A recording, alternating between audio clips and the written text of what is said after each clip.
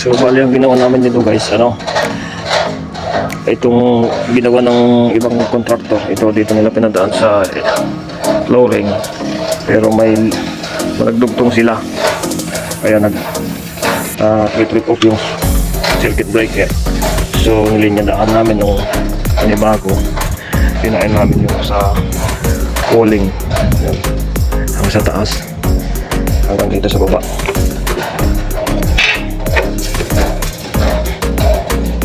Ganito lang muna ang temporary na solusyon dahil gusto nang gamitin ng kliyente yung ating aircon nya. So meron pa tayong isa. Ayan, so yun guys, natapos na tayo dito sa dalawang circuit dito sa isolation breaker nya. Pumunta tayo doon dito sa kabila ito. Ayan, kukunin din natin to.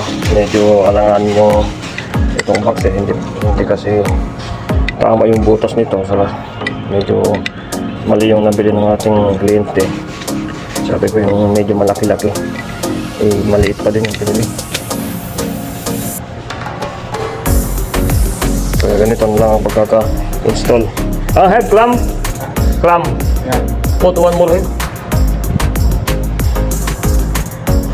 How many remaining clamp?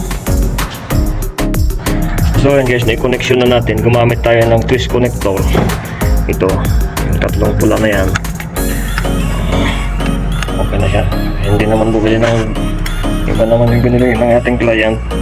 Yung boys nag-land yung bibilihin niya, ganito yung pinili niya, diba? Kaya pili na daw, sabi niya. So lalagyan na natin ng takip para okay siya.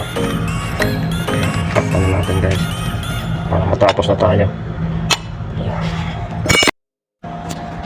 Ayan, so yun guys, natapos na namin na ilagay lahat yung conduit, yung splicing box, saka dito sa kanyang isolation maintenance isolation breaker. Okay na siya.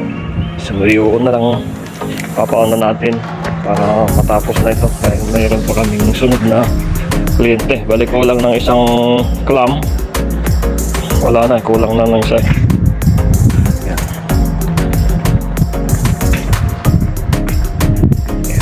Lang guys yung ating ginawa.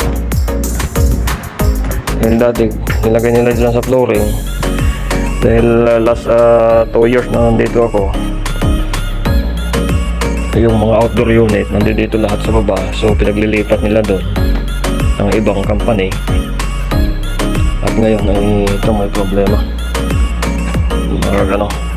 Nag-joint sila siguro dito sa flooring kaya nagkaroon ng trip doon.